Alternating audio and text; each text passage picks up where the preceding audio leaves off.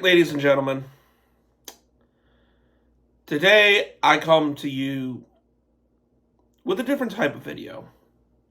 Now, before last week, I was going to go over like the trade deadline moves and do the Vikings preview and whatnot, but I ended up being really busy last week. Like, I was at a wedding out of town. My guy Nick, shout out to him and his wife for getting married. I had a lot going on, and I didn't get to the preview video, or talk about the trade deadline or anything like that. So sorry about that. But in a nutshell, basically, the Jags did nothing, and I really wasn't too surprised. I didn't know what else we could move. If we'd have moved Travis Etienne, I feel like that would have been a big mistake. They could have possibly moved Brandon Sheriff, but Blake Cooper Hodges ended up getting hurt and is going to miss the rest of the season. And Ezra Cleveland's hurt, so really they had no choice but to keep him around. Because somehow out of everybody that got hurt, he's not one of them. And then, Andre Cisco, I doubt anybody wants him right now with the way he's played. I was praying someone would trade for Ronald Darby, but let's be honest, who the fuck's going to trade for him? He's literally the worst starting quarterback in the NFL. Really couldn't think of anybody else. I mean, Roy Robinson Harrison and Cam Robinson, we got picks for them, but, honestly, who the hell cares? Neither one of those moves doesn't change anything one way or another. I still think we're going to draft a left tackle at the draft next year, and Roy Robinson Harris literally made no difference, so, whatever, goodbye, good riddance, so whatever. But I come to you today because I was wrong about something. Yeah, you heard me right. I was wrong about something. So everybody thinks jagging off is always right. No, I was actually wrong about one thing. One thing recent, actually. So I said in a previous video, I can't remember which one, but I said, firing Doug Pederson right now kind of doesn't do the team any good because, all the coaches suck, so it's like, who are you going to put in there to be the interim coach? Well,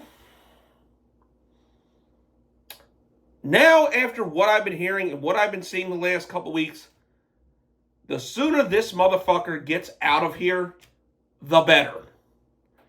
Like, it's not even the fact that he's losing. This ass clown is still trying to act like the smartest guy in the room with the media, with throwing people under the bus. Like, I cannot fucking stand it anymore. Like, in the post-game press conference, he was saying, somebody asked him, I believe it was, correct me if I believe it was, an interception that Mac Jones threw. He was like, I don't expect any of you guys to understand play designs and something along those lines. I'm paraphrasing a little bit, but something along those lines. You don't expect us to understand a play design. You don't expect us to understand why something doesn't work. The press conferences are becoming so smug and fucking arrogant. It's disgusting. You're criticizing someone's question and saying, I don't expect you to understand somebody that's doing their job to figure out what the hell went wrong with the play. You know what, Doug? You're right. We may not know how to come up with plays and designs. We're not coaches in the NFL. We don't get paid millions of dollars to do this. But you know what we can see? We can see they're not fucking working. Hence why we're 2-8 right now and currently hold the number 1 pick in the draft. Going from a fucking playoff contender to this shit. I'm so sick of this shit. He throws coaches, media under the bus. The only person he doesn't throw under the bus is his little butt buddy, Press Taylor. Just the arrogant. Dude, how fucking dare you be shitty with the media? How dare you throw your players who are giving their blood, sweat, and tears week in and week out on the field, how dare you throw them under the bus? How dare you throw us as fans under the bus for paying our good money to see this shit? Season tickets holder, they pay your fucking salary. whether you want to admit that or not.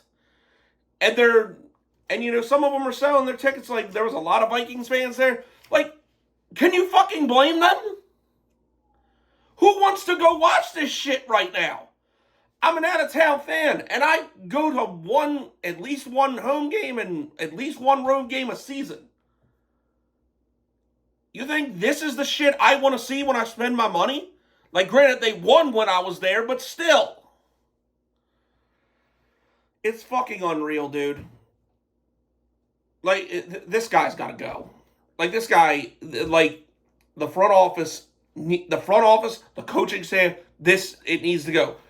You don't expect us to understand? Here's something I don't understand, Doug.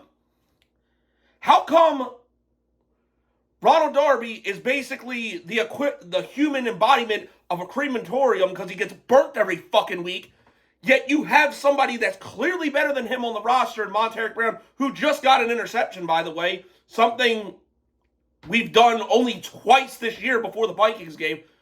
Why are they splitting time, and why is Ronald Darby getting more of it? There is literally no argument to be made that Monteric Brown is not a better cornerback than Ronald Darby. There literally is not. Like, what am I? Like, and matter of fact, this is going to be a whole separate video. I'll leave that alone for now. But it's shit like that, and letting Press Taylor call these stupid ass screen passes all fucking game long because you're afraid to throw the ball down the field with Mac Jones. These stupid ass design screens that have no blockers in front of the guy. Like, how is that supposed to work? Yeah, Doug, we can't come up with plays. We don't get paid to. But you and your little butt buddy, Press Taylor, you sure as fuck can't either. Like, I've had enough of this shit, dude. Like, you keep acting like you're the smartest fucking guy in the room because you won a Super Bowl in Philly. I'm gonna be the bearer of bad news to you, Doug. At this stage of the game, nobody in Jacksonville gives a flying fuck about that Super Bowl. It wasn't our team. We don't fucking care. It's just sad, dude, because I like Doug Pederson. I like the hire. Truthfully, he really was the right hire at the time. He really was. And really, had he not been so stubborn and arrogant, he could have possibly eventually brought a Super Bowl here and would easily be a first ballot Hall of Fame coach. Easily. But of course, that doesn't happen. And this is the biggest reason why he needs to be fired. Since he's been here, the team has gotten worse. He fucking peaked his first year here. You understand how insane that is? Like, granted, 2022, amazing year. We capitalized on Trashville's epic collapse. We battled from, going 3-7 to start out and won the AFC South, won a playoff game, and gave the Kansas City Chiefs all they could handle. Great shit. It should have been catapulted us. It should have been the starting point to catalyst to bigger and better things. But no. We start out 8-3 and then fucking collapse our damn selves and miss the playoffs the next year. And now we've gone from that to a dog shit team. That is not progressing. That is regressing. Like, there is nothing salvageable about any of these coaches. Like, they gotta go. They gotta go. And I hate to say it, Trent Baalke's got to go too. Trent Baalke really has to fucking go. Like, I'm not as critical of Trent Baalke as a lot of people are. Personally, I think a lot of the shit is overblown. Now, has he done a lot of dumb shit since he's been here? Yes. But I have to give credit where credit is due. He has made a lot of good draft picks. Like, his drafting is far and away better than Dave Caldwell's. Like, I know people, point to the Trayvon Walker pick, but it's not like, you can debate Trayvon Walker and Aiden Hutchinson all you want, but one thing that's not debatable is Trayvon Walker's a good player. It's not like he drafted someone that was complete ass. Then you would have an argument. So, honestly, Shad Khan, he needs to grow a pair of fucking balls and realize this shit is not working. This shit, if there's one thing Shad Khan should care about, it's shit that affects his bottom dollar. So, now look, look, I'm not doing a Lions preview. Okay, I'm just gonna tell you right now. I got this and another video planned. I'm not doing a Lions preview. You want the Lions preview? Here it is. We're going to Detroit and we're gonna get fucking dick slapped. I wouldn't be surprised if the Jags kept it competitive if Trevor Lawrence comes back, but honestly, I'm expecting Detroit to just fucking steamroll us. Like, let's call for what it is. It's fucking Detroit. They're one of the best teams in the NFC. They're gonna fucking destroy us. So I'd let him stay this week, but then the following Monday, the Monday we're on the bye week, I'd go into Trent's office, be like, look, hey, thanks for everything. Get the fuck out. Then I'd go into Doug Pederson's office, be like, hey, because Press Taylor will probably be there too, giving Dougie his morning tuggy. I'd go into that, like, you two sorry sacks of shit, get the fuck out, you're fired. Then go into Ryan Nielsen's office and be like, look, you push broom mustache piece of shit. You're getting a shot to be the interim head coach because the other two chuckle fucks are ass, and not that you're any better, but the defense actually is playing a little bit better. So we're going to give you a shot to finish out the year and see what happens. And also, not that I really want this guy to be the interim head coach, but you know what? He's probably better than Doug. And what's the worst that can happen? And then after that, I'd go to Mike McCoy's office. Like, look, I know you were a fucking disgrace with the Chargers, but guess what? You're an offensive coordinator again. Come up with some better plays than Press Taylor. You can't be any worse. Don't fuck it up. And then the defense, I don't know, Matt House, since like linebacker is like the best thing on the defense, honestly. I would go into him and be like, look, dickhead, I know you're probably not qualified to do this, but Ryan Nielsen's getting promoted to interim head coach, so you're interim defensive coordinator. Show us what you got, kid. And I know, and trust me, I get Ryan Nielsen sucks too, but honestly, this is a way to get him out too, because you know you're not going to retain him as head coach. Well, at least I hope not. But let's be honest, we never know with Shad Khan. But is that what it is? And I know some people are going to say, well, firing Doug, that's going to fuck up the tank. Let me explain something to you. Tanking really only works if there's a top quarterback prospect you want, which we don't need. Why do you think Doug Marrone lasted the entire year of 2020 despite winning one fucking game?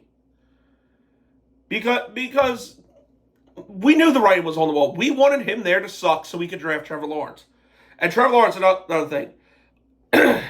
If there is any question whether he needs surgery or not, dude, I definitely wouldn't play him next week because, like, Doug at this point Doug and Press are doing more damage than good. I want to salvage this kid's career, and I want him to have a good competent head coach. Pray to God, Ben Johnson. If he oh shit, sorry. If he needs surgery, let him go get the fucking surgery. Because especially if Doug Pederson is here, what good is playing Trevor Lawrence right now? Like, let's be honest. Now, I would play C.J. Beathard because Mac Jones is fucking horrible, but still. Like I said, the whole tank thing, that only matters if you're drafting a quarterback, which we're not.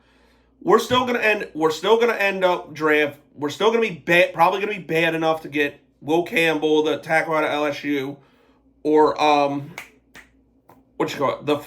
the tackle from Texas whose name escapes me right now. Like Will Johnson, the cornerback from Michigan, I wouldn't mind that pick, but like I said, I think Monteric Brown should be here and should be CB2. I don't think we need to do that. Like Tyson Campbell has proven how good he is. Monteric Brown, when he's in, he can be a great CB2, I think. And hell, Jerry and Jones, like, I hated that pick initially, but the kid's starting to grow on me, honestly. I think that kid's gonna be a pretty good slot cornerback. So, like I said, the bigger issue is offensive line.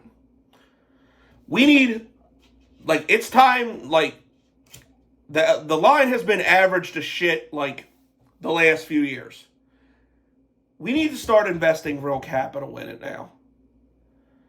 Like, if we do some dumb shit like re-sign Walker Little, that's essentially just guaranteeing like 4 or 5 more years of mid. Because that's what we had with Cam Robinson. You essentially, like, congratulations, you essentially replaced the black Cam Robinson with the white Cam Robinson. We're playing the white Walker Little now because we had the black Walker Little before. That's basically what you're doing. Like, it has to change. These fucking guys have to go because they are doing more long-term damage than, worrying about a fucking tank right now. They gotta go. Like, they got to go.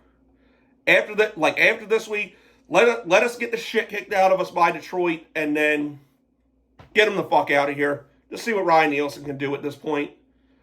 And if Trevor Lawrence is 100% okay and can return, let him play under Ryan Nielsen. Let him play with Mike McCoy. Let's see what he can do with that. I guarantee you, he will at least look slightly better. Guarantee it. But anyways, that's all I got. What do you guys think? Am I overreacting here, or am I spot on? Let me know in the comments. But anyway, that's it. I'm gone.